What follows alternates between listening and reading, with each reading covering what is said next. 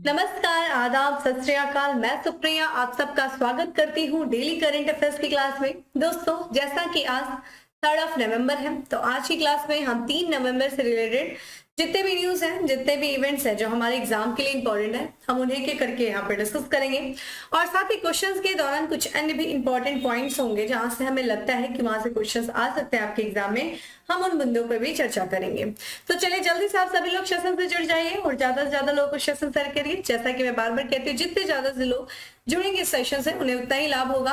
और हाँ, चैनल को सब्सक्राइब करना और बेल आइकन को प्रेस करना ना भूलें, क्योंकि मैं डेली इसी टाइम मॉर्निंग में 7 बजे आप सबसे करंट अफेयर्स की क्लास में मिलती हूँ और बहुत सारी इंपॉर्टेंट चीजों के बारे में हम चर्चा करते हैं। तो चलिए देर नहीं करते हैं और अपनी क्लास को स्टार्ट करते हैं। और आज की क्लास में हमारा सबसे पहला प्रश्न है कि हाल ही में चर्चा में रहा मोरबी ब्रिज यानी कि मोरबी पुल किस राज्य में स्थित है?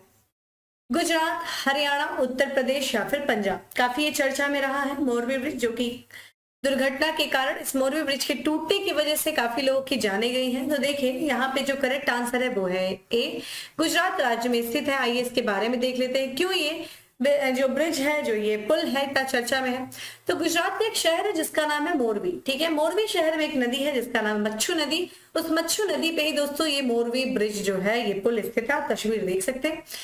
ये ब्रिज देखा जाए पर्यटक के लिए जाना जाता है और ये ब्रिज बहुत ही साल पुरानी, लगभग 135 साल पुरानी। ठीक है, ध्यान रखिएगा 135 साल ये पुरानी ब्रिज है। और इस ब्रिज में जो है, इस ब्रिज के टूटने की वजह से 140 लोगों से अधिक जो है मौत हो गई है। अभी देखा जाए कुछ ही दिन पहले जो है इस ब्रिज का रिनोवेशन हुआ था। 6 महीने से ये ब्रिज बच्चा जो है दोस्तों ये बंद थी। ठीक है, और अभी 25 अक्टूबर को, ठीक है 25 अक्टूबर को जब इसका रिनोवेशन कार्य पूरा हो गया, क्योंकि जैसा कि 135 साल ये ब्रिज पुरानी है, और जब इसका रिनोवेशन कार्य पूरा हो गया और 25 अक्टूबर को इसे पर्यटकों के लिए खोला गया, और जब पर्यटक आए तो आप देख सकते हैं तस्वीर में अचानक से बहुत ज्यादा भार की वजह से ये ब्रिज जो है टूट गई। ठीक है, मच्छू नदी पर बना ये 754 फीट से इस पुल का निर्माण जो है 19वीं सदी में हुआ था।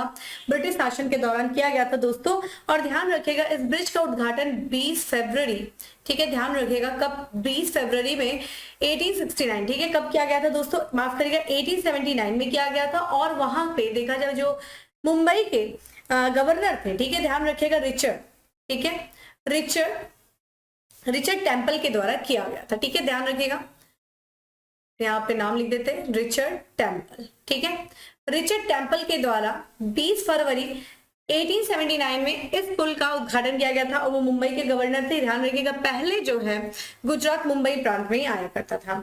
ये ब्रिज पर्यटक स्थलों के लिए या पर्यटकों के लिए एक आकर्षण का केंद्र रहा था। और इसे क्या कहता था, जुल्टो ब्रिज यानी कि जुल्टो, झूलता हुआ पुल के नाम से इसे जाना जाता था। ठीक है, तो काफी ज्यादा बड़ा ये हादसा रहा है अपने आप में। ठीक है, जिसकी वजह से ये ब्रिज जो है चर्चा में रही है। ध्यान रखिएगा, इंपॉर्टेंट है।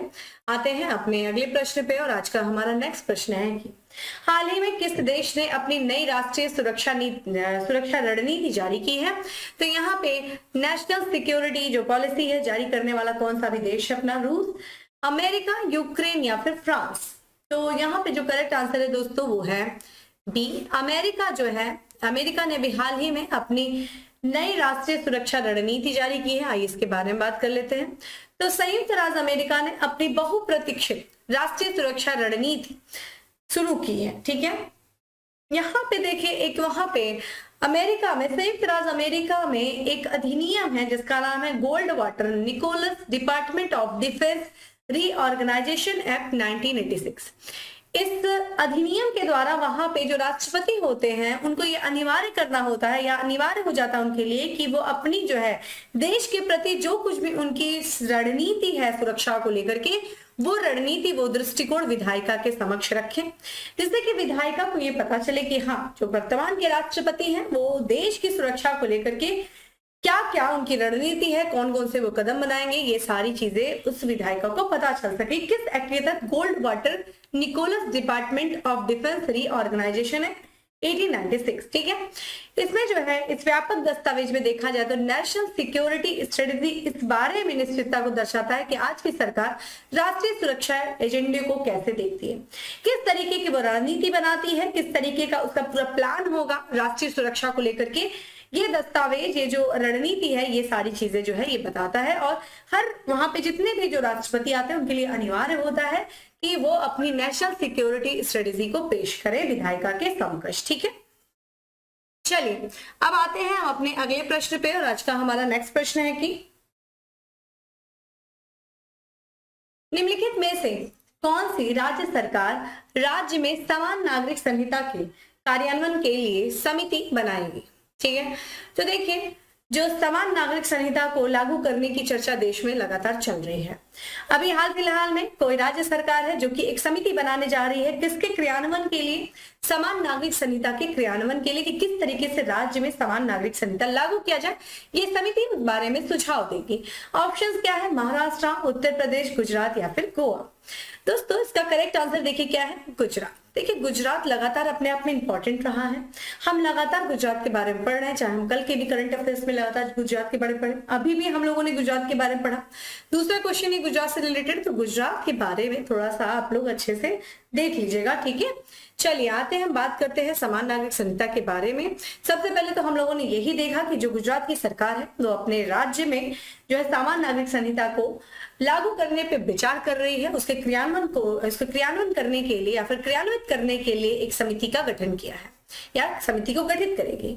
ये समिति जो कि 3 से 4 सदस्यों की बनाई जाएगी और समिति का जो अध्यक्ष होगा दोस्तों वो उच्च न्यायालय, ठीक है, जो हाई कोर्ट होगा उसका रिटायर्ड जज होगा। ठीक है, जो सेवानिवृत्त जो जज होगा वही इस समिति का अध्यक्ष होगा। अगर हम बात करते हैं समान नागरिक संहिता, देखिए हमारे संविधान में भाग 4, ठीक है, यानी कि पार्ट 4 में, ठीक है, पार्ट 4 में और आर्टिकल 44 में समान नागरिक संहिता के बारे में बात किया है। भाग 4 क्या है, यानी कि पार्ट 4 क्या है, DPSP, directive principle of state policy, यानी कि यहाँ पे अगर हम बात करें राज्य के नीति निर्देशक तत्व में और अनुच्छेद 44 में ये बात किया गया है कि पूरे देश में सभी नागरिकों के लिए एक समान नागरिक संहिता यानी कि एक समान कानून होना चाहिए। अभी देखा जाए एक समान नागरिक संहिता का अर्थ अगर देखा जाए तो जितने भी देश में जो धर्म है उन सभी धर्मों के जो व्यक्तिगत मामले क्या क्या हो सकते हैं, जैसे कि विरासत का मामला, जमीन जायदाद का जो मामला होता है, भूमि का मामला होता है, विवाह का मामला होता है, विवाह हो गया, तलाक हो गया, गोद लेना है, इन सब के लिए देखिए अलग अलग धार्मिक रूप से अलग अलग धर्मों के लिए अलग अलग कानून है। ठीक है, तो ये जो है जो व्यक्तिगत मामला है उन व्यक्तिगत मामले में सभी धर्मों के लिए एक समान एक कानून होना चाहिए, यही क्या है समान नागरिक संहिता। लेकिन जैसा कि आप जानते हैं भारत विविधता का देश रहा है, विभिन्न विचारधाराएं रही हैं और यहाँ पे जो लोग हैं वो अपने धर्म में जो नियम कायदा कानून दिए हैं उसके आधार पे चीजों को चलाते हैं। तो इसलिए हमारे जो संविधान के नीति निर्माता लोग थे उन्होंने विचार किया कि अभी तुरंत इसको लागू न किया जाए बल्कि धीरे धीरे राज्य का ये दायित्व होगा, राज्य का ये कर्तव्य हो गया कि जब लोगों के विचार देखें कि हाँ अब लोग पूरी तरीके से तैयार हैं समान नागरिक संहिता को लागू करने के लिए, तब राज्य जो है इसे लागू करेगा। और धीरे धीरे कई राज्य इसको लेकर के प्रयास कर रहे हैं, इवन केंद्र सरकार भी कोशिश कर रही है। और इसमें देखा जाए गुजरात सरकार ने इसको क्रियान्वयन के लिए एक समिति का भी गठन करने का विचार किया है। ठीक है, तो राज्य के नीति निर्देशक तत्व के अनुच्छेद 44 में ये बात किया गया समान नागरिक संहिता के बारे में। ठीक है, आइए अपने नेक्स्ट क्वेश्चन पे चलते हैं। हमारा नेक्स्ट क्वेश्चन है दोस्तों, राष्ट्रपति द्रौपदी मुर्मू ने 1 नवंबर 2022 1 नवंबर 2022 को कहा भारत जल सप्ताह, ठीक है, का शुभारंभ किया है। तो देखिए हमारे वर्तमान राष्ट्रपति जो है जिन्होंने भारत जल सप्ताह का शुभारंभ किया है 1 नवंबर से, कहां से किया है, इंदौर से, भुवनेश्वर से, ग्रेटर नोएडा से या फिर दिल्ली से। दोस्तों इसका करेक्ट आंसर है उत्तर प्रदेश के ग्रेटर नोएडा से। देखिए कल भी हम लोगों ने ग्रेटर नोएडा के बारे में बात किया था कि जो भारत का पहला डेटा सेंटर जो खुला है वो ग्रेटर नोएडा में खुला गया है और अभी ग्रेटर नोएडा में ही राष्ट्रपति द्रौपदी मुर्मू ने जल सप्ताह जो है भारत जल सप्ताह का शुभारंभ किया है। इसके बारे में देख लेते हैं। तो राष्ट्रपति द्रौपदी मुर्मू ने 1 नवंबर 2022 को ग्रेटर नोएडा से भारत जल सप्ताह का शुभारंभ किया है। ये देखा जाए ये जो आयोजन किया जा रहा है किस मंत्रालय के द्वारा, तो जल संसाधन, नदी विकास और गंगा संरक्षण मंत्रालय के द्वारा इसका आयोजन किया जा रहा है। और ये भारत जल जो है सप्ताह रहेगा वो 1 नवंबर से लेकर के 5 नवंबर तक रहेगा। ठीक है, और ध्यान रखिएगा ये भारत जल सप्ताह जो आयोजित किया गया है इस वर्ष ये 7वां संस्करण है। ठीक है, ध्यान रखिएगा 7वां संस्करण है इस वर्ष। अगर भारत जल सप्ताह के हम थीम की बात करें, विषय की बात करें, तो देखिए क्या है, सतत विकास और समानता के लिए जल सुरक्षा। ठीक है, लोगों का सतत विकास को ध्यान में रखते हैं और सभी लोगों को समान रूप से जल मिले, इसके लिए जल की सुरक्षा अनिवार्य है। जल सप्ताह की बात करा जाए दोस्तों, तो इसको क्या है, किस लिए जो है आयोजित किया जा रहा है, क्यों किया जाता है इसका आयोजन, तो ये एकीकृत तरीके से, ठीक है, जल संसाधनों के बारे में जागरूकता बढ़ाने, जो भी जल संसाधन है उनके प्रति लोगों को जागरूक किया जाए ताकि लोग ज्यादा से ज्यादा जल को संरक्षित कर सके, उनका संरक्षण कर सके और उपयोग करने का प्रयास करें। ठीक है, ये इसके प्रति जो है ये जल सप्ताह, भारत जल सप्ताह को मनाए जाने का उद्देश्य ही है। इस बार देखें इस सप्ताह के, भारत जल सप्ताह के भागीदार देश कौन थे इस कार्यक्रम में, तो डेनमार्क है, ठीक है, सिंगापुर है और फिनलैंड जो है इस कार्यक्रम में भागीदार देश के रूप में रहे। चलिए क्वेश्चंस बताइए। देखा जाए जैसा कि हमारी वर्तमान राष्ट्रपति द्रौपदी मुर्मू ये भारत की दूसरी महिला राष्ट्रपति हैं, ठीक है, और पहली जनजातीय राष्ट्रपति हैं। आप मुझे बताइए द्रौपदी मुर्मू जो है वो किस जनजातीय से बिलोंग करती हैं। ठीक है, आप मुझे कमेंट बॉक्स में आंसर करिए। आते हैं हम अपने अगले प्रश्न पे। आज का हमारा नेक्स्ट क्वेश्चन है कि हाल ही में किस देश ने संयुक्त राष्ट्र सुरक्षा परिषद यूनाइटेड नेशन सिक्योरिटी काउंसिल की अध्यक्षता ग्रहण की है। तो यहाँ पे जो सुरक्षा परिषद के जो अध्यक्षता ग्रहण करने वाला कंट्री कौन सा है, केन्या, घाना, लेबनान या फिर इजराइल। दोस्तों जो इसका करेक्ट आंसर है वो है पश्चिमी अफ्रीका का देश है घाना, उससे जो है अभी हाल ही में संयुक्त राष्ट्र सुरक्षा परिषद की अध्यक्षता ग्रहण की है।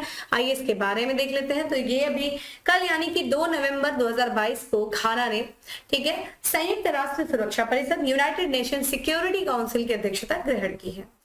अब सिक्योरिटी काउंसिल की अध्यक्षता ग्रहण करने के साथ ही घाना के कर्तव्य क्या होंगे, घाना किस तरीके से जो है विश्व में अपनी भूमिका निभाएगा, तो घाना देखा जाए सतत और समावेशी विकास के लिए वैश्विक शांति और सुरक्षा बढ़ाने पर ध्यान केंद्रित करेगा। इसके साथ ही देखा जाए तो ये घाना जो है ये फिर से शामिल किया गया है संयुक्त राष्ट्र सुरक्षा परिषद में। 1 जनवरी 2022 में इसको फिर से शामिल किया गया था। इसके पहले जो है ये 2 बार यानी कि तीसरी बार जो है ये संयुक्त राष्ट्र सुरक्षा परिषद का सदस्य बना है कौन, घाना। इसके पहले देखा जाए यहाँ पे देखा जाए तो 1962 से 1963 और 2006 से 2007 तक ये परिषद में सेवा देने के बाद यूएनएससी में एक अस्थायी सीट पर कब्जा किया। ठीक है, ध्यान रखिएगा।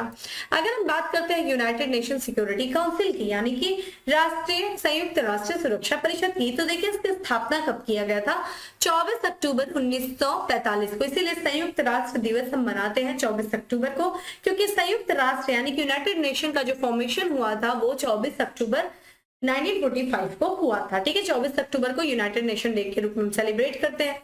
इसका मुख्यालय देखिए संयुक्त राज्य अमेरिका यानी कि यूनाइटेड स्टेट ऑफ अमेरिका के न्यूयॉर्क में है। कमेंट बॉक्स में आंसर करिए न्यूयॉर्क जो है वो किस नदी के किनारे स्थित है। अगर हम बात करते हैं इसके सदस्यों के बारे में, तो देखिए यूनाइटेड नेशन सिक्योरिटी काउंसिल में देखा जाए 15 सदस्य होते हैं, जिसमें से 5 अस्थायी यानी कि परमानेंट होते हैं और 10 जो है वो अस्थायी होते हैं। 2-2 साल पे जो है उनका कार्यकाल जो है चलता रहता है। ठीक है, रोटेट होते रहते हैं। यहाँ पे हम बात करें जो 5 अस्थायी सदस्य हैं उसमें देखा जाए कौन कौन से देश हैं। एक तो आपका चीन, फ्रांस, अमेरिका, यूनाइटेड किंगडम और रूस। ये परमानेंट होते हैं, इनका कार्यकाल परमानेंट है, इनको वीटो पावर भी रहती है। और अस्थायी सदस्य जो वर्तमान में अभी नवंबर 2022 में देखिए कौन कौन से हैं, अल्बानिया है, ठीक है, ब्राजील है, गैबॉन है, घाना है, भारत है, आयरलैंड है, केन्या है, मैक्सिको है, नॉर्वे और यूएसए। ध्यान रखिएगा भारत भी। कमेंट बॉक्स में आंसर करिए कि भारत अभी कितने वर्ष तक रहेगा। इसका कार्य क्या है, यूनाइटेड नेशन सिक्योरिटी काउंसिल का पूरे विश्व में शांति स्थापित करना और सुरक्षा को सुनिश्चित करना, ये यूनाइटेड नेशन सिक्योरिटी काउंसिल की, ठीक है, ध्यान रखिएगा। और अगर हम बात करते हैं इस परिषद की जो प्रेसिडेंसी है, ठीक है, जो भी हमने अध्यक्षता देखी, ये 15 सदस्यों में ही रोटेट होती रहती है। जितने भी 15 सदस्य हैं उसी में क्या करती है, ये घूमती रहती है, ये रोटेट होती रहती है। और जो प्रेसिडेंसी का जो कार्यकाल होता है दोस्तों वो 1 महीने का होता है। ठीक है, 1 महीने का होता है, 1 मंथ के लिए होता है। ठीक है, तो इसमें जो नंबर के लिए देखा जाए अध्यक्ष कौन बना है दोस्तों, घाना बना है। ठीक है, और अगर पूछा जाए आपसे कि इस प्रेसिडेंसी के लिए जो सबसे पहला धारक देश कौन सा था दोस्तों, तो वो ऑस्ट्रेलिया था। ध्यान रखिएगा, ऑस्ट्रेलिया जो था वो ऑस्ट्रेलिया ने सबसे पहले इसको धारण किया था, इस प्रेसिडेंसी के सीट को, जो कि रोटेट करती रहती है इन्हीं 15 देश सदस्यों में। ठीक है, और 5 अस्थायी है और जो है 10 जो है अस्थायी है। ठीक है, नॉन परमानेंट बॉडीज हैं। ठीक है, ध्यान रखिएगा भारत भी। और पूछा भी गया है आपसे एग्जाम में कि इनमें से जो है कौन सा सदस्य अस्थायी सदस्य वर्तमान में नहीं है। तो ये 10 नाम आपको पता होने चाहिए, 5 तो बिल्कुल याद होने चाहिए। और जैसा कि हम लोगों ने घाना की बात किया दोस्तों, घाना जैसा कि आपका अफ्रीका का, ये पश्चिमी अफ्रीका का देश है घाना, ठीक है। अगर इसकी राजधानी देखिए दोस्तों क्या है, अकारा है, ठीक है, अकरा इसकी राजधानी है, ये चीज ध्यान रखिएगा। अकरा जो है वो घाना की राजधानी है। थोड़ा सा मैप खोल लीजिएगा, यहाँ पे मैप नहीं लगा इसलिए। और इसकी जो यहाँ पे जो राजधानी, यहाँ पे जो इसकी करेंसी है वो है सेडी, ठीक है, ध्यान रखिएगा। और यहाँ पे अगर हम रैंडी जो है ये इसकी करेंसी है। और अगर हम बात करें कि इसके पड़ोसी जो देश कौन कौन से दोस्तों, तो पश्चिम में देखा जाए आइवरी कोस्ट, ठीक है, आइवरी कोस्ट इसकी जो है पश्चिम में इसको जो है। फिर उत्तर में देखा जाए बुर्किना फासो, ठीक है, बुर्किना फासो। और अगर हम देखें कि इसके पूर्व में देखें कौन सा कंट्री है, तो टोगो, ठीक है। तो ऐसा आप लोग क्या करिएगा, मैप खोल लीजिएगा और अफ्रीका कॉन्टिनेंट को देखिएगा, जो कि यहाँ पे अफ्रीका कॉन्टिनेंट, और उसके देखिए पश्चिम में आपको दिखाई देगा, ठीक है, घाना, ठीक है। चलिए अगले प्रश्न पे बढ़ते हैं। अगला प्रश्न है हमारा कि निम्नलिखित में से किस राज्य में राष्ट्रीय जनजातीय नृत्य महोत्सव, नेशनल ट्राइब डांस फेस्टिवल आयोजित किया जा रहा है, ठीक है, कहाँ पे, किस राज्य में? छत्तीसगढ़, मध्य प्रदेश, झारखंड या फिर उड़ीसा। दोस्तों इसका जो करेक्ट आंसर है वो है ए, ठीक है। छत्तीसगढ़ में राष्ट्रीय जनजातीय नृत्य महोत्सव का आयोजन किया जा रहा है, ठीक है। आइए इसके बारे में देख लेते हैं। तो राष्ट्रीय जनजातीय नृत्य महोत्सव का आयोजन जो किया जा रहा है वो 1 से यानी कि 2-3 नवंबर तक किया गया, ठीक है, कल यानी कि आज इसका लास्ट डे है। और अगर हम बात करें, ये छत्तीसगढ़ की जो राजधानी रायपुर है वहां पे इसका आयोजन किया गया, ठीक है, छत्तीसगढ़ में। इस महोत्सव में देखा जाए, इस उत्सव में देखा जाए जितने भी राज्य हैं, भारत के सभी राज्य और केंद्र शासित प्रदेश और कुछ पड़ोसी देश के आदिवासी नृत्य समूह ने भाग लिया है। इस कार्यक्रम में जो है जो भागीदारी दिखाई है जिन देशों ने, उसमें सबसे पहले देखिए यहाँ पे कौन कौन है। मोजाम्बिक, जैसा कि हमने बताया, पड़ोसी देशों में भी, इसमें जो पड़ोसी देशों की जनजातीय समूह है, नृत्य समूह, उन्होंने भाग लिया। उसमें मोजाम्बिक है, मंगोलिया, टोंगो, रूस, इंडोनेशिया, मालदीव, सर्बिया, न्यूजीलैंड और मिस्र के नृत्य समूहों ने भागीदारी दिखाई है। ये जो है इस वर्ष का जो नेशनल ट्राइब डांस फेस्टिवल है वो तीसरा संस्करण है। इसके पहले वर्ष 2019 में और 2021 में जो है इस नृत्य कार्यक्रम का, इस नृत्य महोत्सव का आयोजन किया गया था, ठीक है। चलिए मुझे कमेंट बॉक्स में आंसर करिए कि छत्तीसगढ़ में कौन कौन से जनजातीय समूह, ठीक है। यहाँ पे आपके सामने भारत का मैप खुला हुआ। भारत की जब आप ईस्ट की तरफ बढ़ेंगे तो आपको दिखाई देगा छत्तीसगढ़, ठीक है, छत्तीसगढ़ जो कि मध्य प्रदेश से अलग हुआ था, ठीक है, आप देख सकते हैं। और ये पूरी तरीके से इसकी कोई सामुद्रिक सीमा नहीं है। अगर हम उत्तर की तरफ देखें तो यहाँ झारखंड से ये अपनी सीमा बनाता है, फिर उत्तर प्रदेश से और मध्य प्रदेश से फिर इधर उत्तर पश्चिम में, और फिर उसके बाद महाराष्ट्र से, फिर तेलंगाना से, आंध्र प्रदेश से और उड़ीसा से जो है ये अपनी सीमा को साझा करता है। यहाँ पे छत्तीसगढ़ जो है ये इसके छत्तीसगढ़ की राजधानी देखिए रायपुर है। और यहाँ की वर्तमान जो राज्यपाल है वो अनुसुईया उइके जो है वो यहाँ के राज्यपाल है। और भूपेश बघेल जो है वो यहाँ के वर्तमान मुख्यमंत्री हैं। अगर हम संसदीय क्षेत्र की बात करें तो राज्यसभा में छत्तीसगढ़ के 5 सीटें हैं, वहीं लोकसभा की 11 सीटें जो हैं, लोकसभा में 11 सीटें छत्तीसगढ़ की हैं। कुछ अन्य भी महत्वपूर्ण करंट अफेयर्स है, यानी कि चर्चा में रहा है, कुछ छत्तीसगढ़ से रिलेटेड है, जिसमें से छत्तीसगढ़ का एक जिला है रीवागढ़, वहां पे 2400 साल पुरानी मुद्राएं मिली हैं। और इसी के साथ साथ छत्तीसगढ़ की जो सरकार है उससे मुख्यमंत्री मितान योजना की शुरुआत की थी। कमेंट बॉक्स में आंसर करिए कि छत्तीसगढ़ मध्य प्रदेश से किस वर्ष अलग हुआ था, ठीक है। चलिए आते हैं हम अपने अगले प्रश्न पे।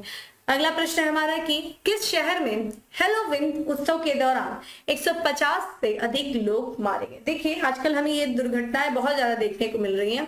अक्सर भीड़ भाड़ वाले इलाके में कुछ भगदड़ सी मच जा रही है और वहां पे बड़ी संख्या में लोगों की मौत हो रही है। बहुत बड़ा एक मुद्दा बना हुआ है विश्व स्तर पे और ये कई जगह हमें देखने को मिल रहा है। अभी हाल ही में हैलोवीन उत्सव मनाया जा रहा था, तो उस कंट्री में जो गलियों में इतनी वो गली जो थी वो इतनी ज्यादा उस गली में भीड़ थी कि अचानक से भगदड़ मची और कई सारे जो नौजवान थे, जो युवक लोग थे, उनकी मृत्यु हो गई उस भीड़ में, ठीक है, उस अफरा तफरी में। ये शहर, ये जगह कौन सी है? तो जकार्ता है, न्यूयॉर्क है, पेरिस है या फिर सियोल है।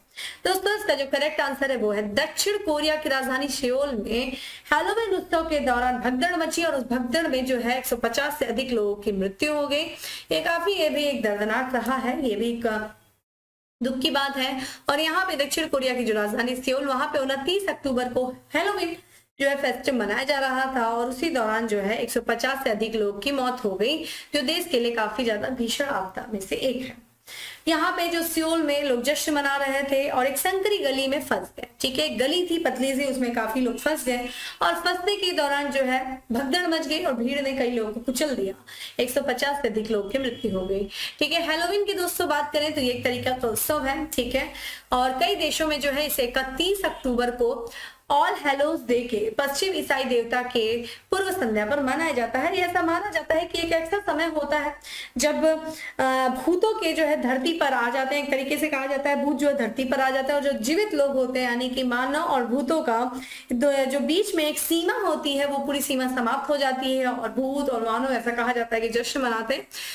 तो ये है अपना एक जो यही हैलोवीन है और इसी दौरान जो है काफी हमें ये सियोल में ये काफी दर्दनाक घटना देखने को मिली। ठीक है, ध्यान रखिएगा। तो हमने अभी देखा दो चीजें, गुजरात से संबंधित, एक दक्षिण कोरिया से संबंधित। आपका ये वर्क है कि आज एक्टर्स खोलेंगे और दक्षिण कोरिया के बारे में देखेंगे कि दक्षिण कोरिया किस देश से अपनी सीमा को साझा करता है, उसकी भौगोलिक स्थिति क्या है, अगर ये किसी समुद्र में है तो किस समुद्र में है, किस ओशन में स्थित ये देश है, यहाँ की राष्ट्रपति कौन है, यहाँ की मुद्रा क्या है, करेंसी क्या, आप ये सब मुझे कमेंट बॉक्स में अगर आंसर कर सकते हैं तो आंसर करिए, अदरवाइज कुछ काम खुद से करिए। ठीक है, आते हैं अगले प्रश्न पे और हमारा अगला प्रश्न है, हाल ही में विकसित पूसा नरेंद्र काला नमक 1638 किस फसल की नई किस्म है?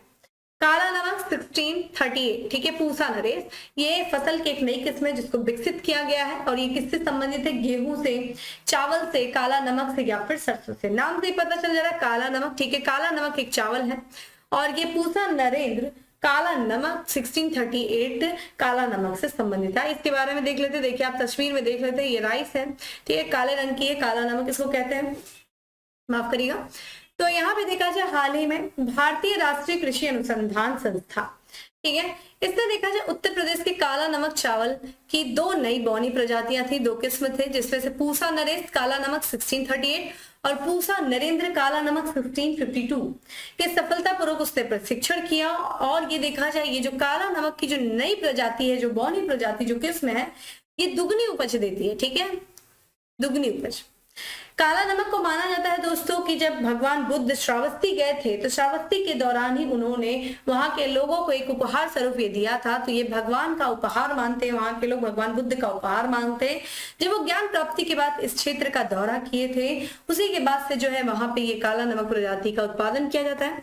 अगर हम काला नमक की बात करें तो ये राज्य के वन डिस्ट्रिक्ट वन प्रोडक्ट यानी कि उत्तर प्रदेश के जो वन डिस्ट्रिक्ट वन प्रोडक्ट योजना है उसके तहत ये सिद्धार्थ नगर के, ठीक है, ODPOP यानी कि वन डिस्ट्रिक्ट वन प्रोडक्ट उत्पाद के रूप में जो है सम्मानित किया गया। तो सिद्धार्थ नगर से हमें क्या मिलता है? काला नमक। और ये उत्तर प्रदेश के तराई क्षेत्र में एक आकांक्षी जिला है, ठीक है, कौन? सिद्धार्थ नगर। ठीक है, वहां पे इसका उत्पादन किया जाता है सिद्धार्थ नगर में। ठीक है, महात्मा बुद्ध के बचपन का नाम सिद्धार्थ था, ठीक है, तो इसीलिए सिद्धार्थ नगर बोला जाता है। और वहां पे जो वन डिस्ट्रिक्ट वन प्रोडक्ट है, ठीक है, हर डिस्ट्रिक्ट का एक विशेष प्रोडक्ट, ठीक है, जो कि उत्तर प्रदेश सरकार की योजना है, ठीक है, और इसके तहत जो है सिद्धार्थ नगर में हमें काला नमक देखने को मिलता है। वन डिस्ट्रिक्ट वन प्रोडक्ट के जो वर्तमान में एम्बेसडर देखे कौन है, जैसे शायद कंगना रनौत है, बाकी आप लोग कंफर्म बताइए मुझे। यहाँ पे उत्तर पूर्वी उत्तर प्रदेश के तराई क्षेत्र में 11 जिले और नेपाल में उगाई जाने वाली इस पारंपरिक किस्म देखिए लॉजिंग एक बहुत बड़ी समस्या है, जो इसकी कम उपज का एक बड़ा कारण है। काला नमक देखिए इसका जो उत्पादन कम हो रहा था उसके पीछे लॉजिंग जो है बहुत बड़ा कारण माना जाता है। लॉजिंग देखिए क्या है, लॉजिंग एक ऐसी स्थिति होती है जब पौधे जब बड़े होते हैं और उस पर जब फल लगते हैं, ठीक है, ध्यान रखिएगा, जब उस पर दाने बनने लगते हैं तो दानों का जो भार होता है, जो शीर्ष पे दानों का भार होता है, वो पौधों पे इतना ज्यादा हो जाता है कि पौधे झुक जाते हैं और धीरे धीरे वो टूट करके जमीन पे गिर जाते हैं, जिसके वजह से पौधों का उत्पादन जो है कम हो जाता है। तो यही लॉजिंग स्थिति है जिसके वजह से जो है इसका उत्पादन कम हो रहा था। और जो नई किस्म विकसित की गई है उसमें जो है इसी समस्या का निदान पाने का प्रयास किया गया है। ठीक है, अगर हम पारंपरिक काला नमक की बात करें, जो पहले से काला नमक यूज होता था, जिसमें उसको देखा जाए GI संकेत यानी कि भौगोलिक संकेत टैग प्रणाली के तहत संरक्षित भी किया गया काला नमक चावल को। ठीक है, मोस्ट इंपोर्टेंट ध्यान रखिएगा, उत्तर प्रदेश स्पीशीज हो चाहे RO या RO, ऐसे प्रश्न जरूर पूछे जाते हैं और ये उत्तर प्रदेश स्पेशल भी, इसलिए इस क्वेश्चन को स्टार्ट कर लीजिएगा। आते हैं हम अपने अगले प्रश्न पे। आज का हमारा नेक्स्ट प्रश्न है, हाल ही में चर्चा में रहा काला सागर खाद्यान्न समझौता, समझौते में कौन सा देश शामिल नहीं है? देखिए ये काला सागर खाद्यान्न समझौता हुआ था कुछ देशों के बीच में। काला सागर में जो निर्यात जो किया जाता था, जो जहाजें जाती थी, उनकी सुरक्षा को लेकर, अभी हाल ही में ये समझौता किया गया, उसमें देखिए कौन सा देश शामिल नहीं है, संयुक्त राष्ट्र, तुर्की, यूक्रेन और रूस। कमेंट बॉक्स में दोस्तों आंसर भी करते रहा करिए, सारे आंसर मैं, आप लोग बिल्कुल आंसर नहीं करते, ठीक है, मुझे अच्छा लगेगा आप लोग आंसर करेंगे, क्योंकि मैंने आपको हमेशा बताया जब मैं आपके आंसर्स को देखती हूँ, हाँ मैं रिप्लाई नहीं कर पाती हूँ, ठीक है, तो लेकिन मैं रिप्लाई नहीं करती इसका मतलब ये नहीं मैं देखती नहीं, आप सब लोगों का आंसर देखती हूँ, ठीक है। तो यहाँ पे जो काला सागर जो है वो यहाँ पे जो ये समझौता हुआ है, खाद्यान्न समझौता, जहाँ पे ठीक है जो जहाजें होंगी खाद्यान्न से लदी हुई, अनाज से लदी हुई, उनको सुरक्षित तरीके से काला सागर को पार कराना, ठीक है, तो वो जो है इसमें रूस शामिल नहीं है। इसके बारे में देख लेते हैं क्या कारण रूस शामिल नहीं हुआ। तो जैसे कि संयुक्त राष्ट्र, तुर्की, यूक्रेन काला सागर खाद्यान्न समझौते को लागू करने पर सहमत हो गए हैं। इस समझौते में देखा जाए रूस शामिल नहीं हुआ है क्योंकि उसने अनिश्चित काल के लिए अपनी भूमिका को रोकी है, अलग हो गया, ठीक है। उसने कहता है कि मुझे नहीं पता कि मैं कब तक जो है इस समझौते में शामिल होऊंगा, लेकिन फिलहाल मैं शामिल नहीं होऊंगा। उसके पीछे कारण ये था कि जब उसकी जहाज जो है उसका बेड़ा जो है इस संधि की तरह, जब उसकी एक बार जहाज जा रही थी, उसका बेड़ा जा रहा था, तो उस पर कहा जाता है कि एक हमला कर दिया गया था। उस हमले के बाद से जो है रूस ने ये बोला कि मैं इस समझौते में शामिल नहीं होऊंगा, ठीक है। यहाँ पे काला सागर अनाज या खाद्यान्न उसको कह सकते हैं, इसकी पहल जो है जुलाई 2022 में की गई थी यूक्रेन पर रूसी आक्रमण के दौरान। जब रूस ने देखा जाए आक्रमण कर दिया था, उसी दौरान ये समझौता किया गया था। किसके किसके बीच में एक बार पहल किया गया था, तो रूस, यूक्रेन, तुर्की और संयुक्त राष्ट्र के बीच में किया गया था, ठीक है। इसमें देखा जाए आप देख सकते हैं ब्लैक सी आपको दिख रहा है, काला सागर। इस समझौते के तहत देखिए क्या था, क्या प्रक्रिया स्थापित की गई थी कि काला सागर में मानवीय गलियारे के माध्यम से यूक्रेनी अनाज और अन्य खाद्य पदार्थों को ले जाने वाले जहाजों की सुरक्षा की गारंटी। देखिए आप देख रहे होंगे, अगर आप काला सागर देखिए, काला सागर से देखिए कौन कौन से जो है कंट्री लगे हुए हैं। यहाँ पे यूक्रेन देखने को मिल रहा है, रशिया देखने को, जॉर्जिया, फिर टर्की, बुल्गारिया, फिर ठीक है रोमानिया, ठीक है, ये हमें कंट्री देखने को मिल रहा है जो कि काला सागर से अपनी जो है सीमा को साझा करते हैं। ध्यान रखिएगा प्रश्न पूछा गया है, ठीक है, काला सागर से कौन कौन से देश लगते हैं। तो यहाँ पे अगर मान लीजिए यूक्रेन से कोई जहाज निकलती है इस तरफ अनाज को लेकर के, ठीक है, अनाज से लदी हुई, खाद्यान्न से लदी हुई जहाज निकलती है। देखिए दुनिया में, विश्व में देखा जाए तो अनाज का निर्यात करने वाले बहुत बड़े ये देश हैं, यूक्रेन और रशिया, बहुत बड़े मतलब पैमाने पे ये अनाजों का निर्यात करते हैं। लेकिन जब युद्ध हो गया, आक्रमण हो गया, रशिया ने अटैक कर दिया यूक्रेन पे, तो यूक्रेन के जो जहाज है जो जा रही है काला सागर से, और काला सागर से तो रशिया भी लग रहा है, तो रशिया जो है क्या इस जहाज पे अटैक कर सकता है इसको लेकर के कि भाई ये तो मानवीय गलियारा है, एक तरीके से खाद्यान्न अनाज का हम निर्यात कर रहे हैं, तो उसको सुरक्षित रखा जाए, इसके लिए समझौता किया गया कि इन जहाजों पे कोई आक्रमण नहीं करेगा। लेकिन कुछ ही समय पहले देखा गया कि रूस के एक नौसैनिक बेड़े पर एक हमला कर दिया गया, ठीक है। उसके बाद से जो है इस समझौते से अनिश्चित समय के लिए जो है रूस बाहर हो गया। उसने बोला कि मैं अभी इसमें शामिल नहीं होऊंगा क्योंकि मेरे पे तो खुद ही हमला कर दिया गया, ठीक है। तो यहाँ पे देखा जाए ये समझौता था।